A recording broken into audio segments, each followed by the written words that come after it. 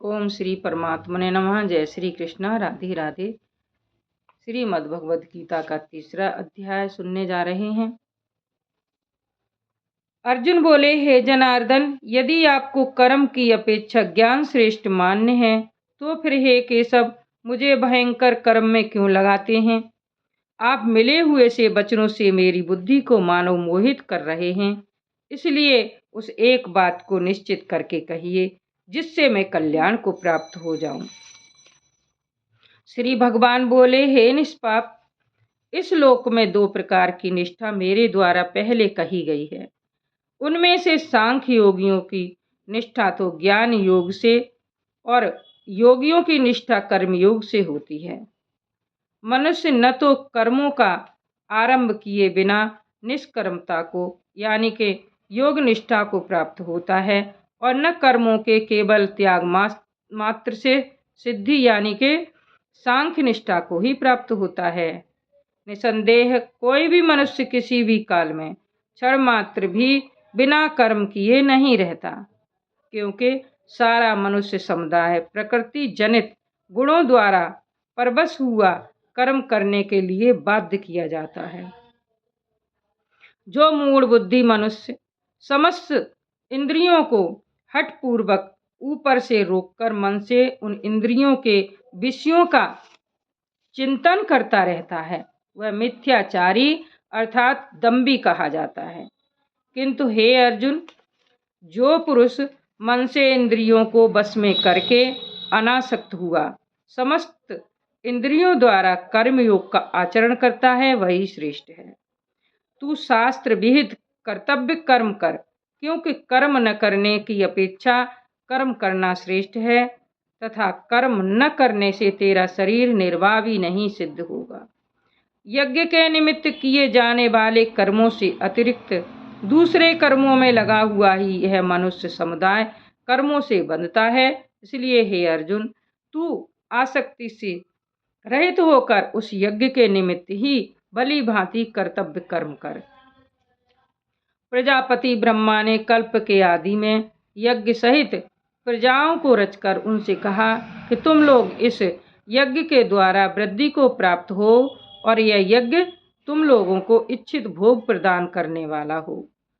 तुम लोग इस यज्ञ के द्वारा देवताओं को उन्नत करो और वे देवता तुम लोगों को उन्नत करें। इस प्रकार निस्वार्थ भाव से एक दूसरे को उन्नत करते हुए तुम लोग परम कल्याण को प्राप्त हो जाओगे। यज्ञ के द्वारा बढ़ाए हुए देवता तुम लोगों को बिना मांगे ही इच्छित भोग निश्चय ही देते रहेंगे। इस प्रकार उन देवताओं के द्वारा दिए हुए भोगों को जो पुरुष उनको दिए बिना स्वयं भोगता है वह चोर ही है। यज्ञ से बचे हुए अन्न को खाने वाले श्रेष्ठ पुरुष सब पापों से मुक्त हो जाते हैं और जो पापी लोग अपना शरीर पोषण करने के लिए ही अन्न पकाते हैं वे तो पाप को ही खाते हैं।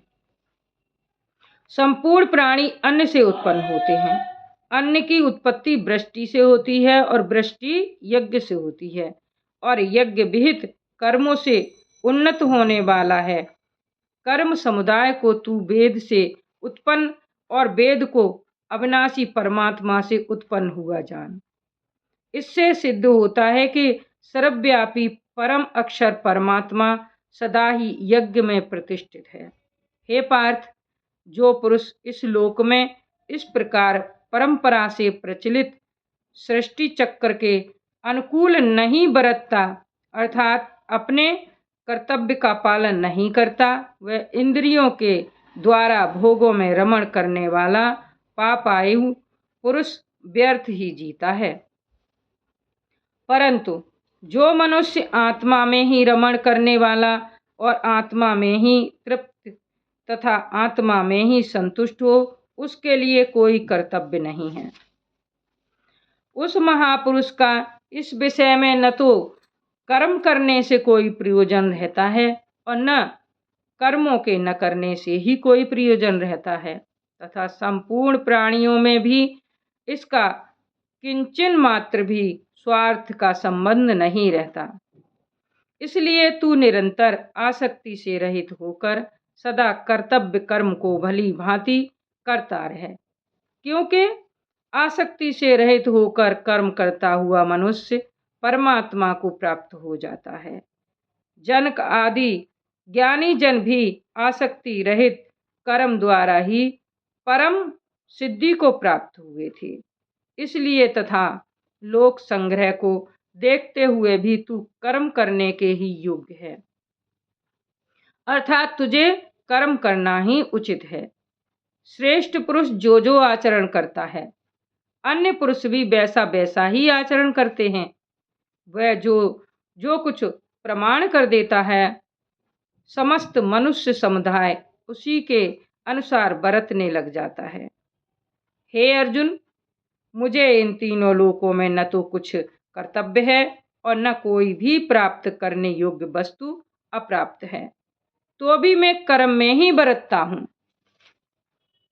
क्योंकि हे पार्थ, यदि कदाचित मैं सावधान होकर कर्मों में न बरतूं तो बड़ी हानि हो जाए, क्योंकि मनुष्य सब प्रकार से मेरे ही मार्ग का अनुसरण करते हैं। इसलिए यदि मैं कर्म न करूं तो ये सब मनुष्य नष्ट भ्रष्ट हो जाएं और मैं संकर्ता का करने वाला हूं तथा इस समस्त प्रजा को नष्ट करने वाला बनूं। हे भारत, कर्म में आसक्त हुए ज्ञानी जन जिस प्रकार कर्म करते हैं, आसक्ति रहित विद्वान भी लोक संग्रह करना चाहता हुआ उसी प्रकार कर्म करे। परमात्मा के स्वरूप में अटल स्थित हुए ज्ञानी पुरुष को चाहिए कि वह शास्त्र विहित कर्मों में आसक्ति वाले अज्ञानियों की बुद्धि में भ्रम अर्थात कर्मों में अश्रद्धा उत्पन्न ना करें, किंतु स्वयं शास्त्र विहित समस्त कर्म भली भांति करता हुआ उनसे भी वैसे ही करवावे। वास्तव में संपूर्ण कर्म सब प्रकार से प्रकृति के गुणों द्वारा किए जाते हैं, तो भी जिसका अंतःकरण अहंकार से मोहित हो रहा है, ऐसा अज्ञानी मैं करता हूं ऐसा मानता है। परंतु हे महाबाहो, गुण विभाग और कर्म विभाग के तत्व को जानने वाला ज्ञान योगी संपूर्ण गुण ही गुणों में बरत रहे हैं ऐसा समझकर उनमें आसक्त नहीं होता। प्रकृति के गुणों से अत्यंत मोहित हुए मनुष्य गुणों में और कर्मों में आसक्त रहते हैं। उन पूर्णतया न समझने वाले मंद बुद्धि अज्ञानियों को पूर्णतया जानने वाला ज्ञानी विचलित न करे। मुझ अंतर्यामी परमात्मा में लगे हुए चित्त द्वारा संपूर्ण कर्मों को मुझ में अर्पण करके आशा रहित, ममता रहित और संताप रहित होकर युद्ध कर। जो कोई मनुष्य दोष दृष्टि से रहित और श्रद्धा युक्त होकर मेरे इस मत का सदा अनुसरण करते हैं, वे भी संपूर्ण कर्मों से छूट जाते हैं।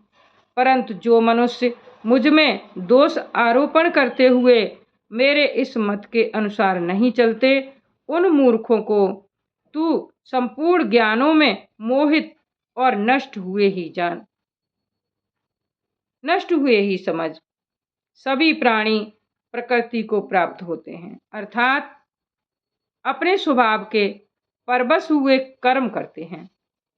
ज्ञानवान भी अपनी प्रकृति के अनुसार चेष्टा करता है, फिर इसमें किसी का हट क्या करेगा। इंद्रिय के अर्थ में अर्थात प्रत्येक इंद्रिय के विषय में राग और द्वेष छिपे हुए स्थित हैं। मनुष्य को उन दोनों के बस में नहीं होना चाहिए, क्योंकि वे दोनों ही इसके कल्याण मार्ग में विघ्न करने वाले महान शत्रु हैं। अच्छी प्रकार आचरण में लाए हुए दूसरे के धर्म से गुण रहित भी अपना धर्म अति उत्तम है। अपने धर्म में तो मरना भी कल्याणकारक है और दूसरे का धर्म भय को देने वाला है।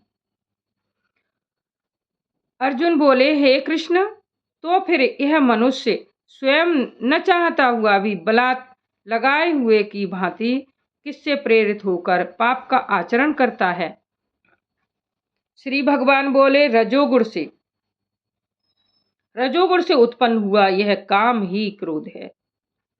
यह बहुत खाने वाला अर्थात भोगों से कभी न अघाने वाला और बड़ा पापी है। इसको ही तू इस विषय में बैरी जान। जिस प्रकार धुएं से अग्नि और मैल से दर्पण ढका जाता है तथा जिस प्रकार जेर से गर्भ ढका रहता है, वैसे ही इस काम के द्वारा यह ज्ञान ढका रहता है।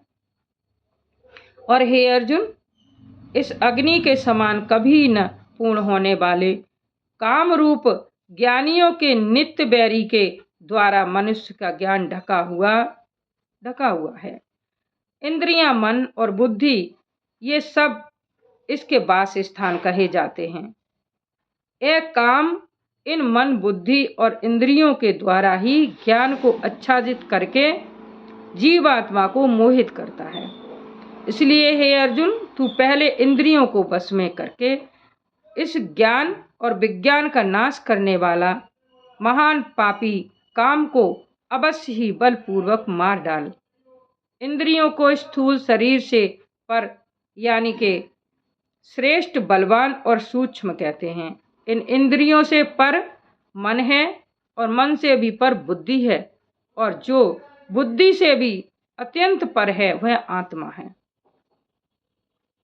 इस प्रकार बुद्धि से पर अर्थात सूक्ष्म, बलवान और अत्यंत श्रेष्ठ आत्मा को जानकर बुद्धि के द्वारा मन को वश में करके हे महाबाहो, तू इस काम रूप दुर्जय शत्रु को मार डाल।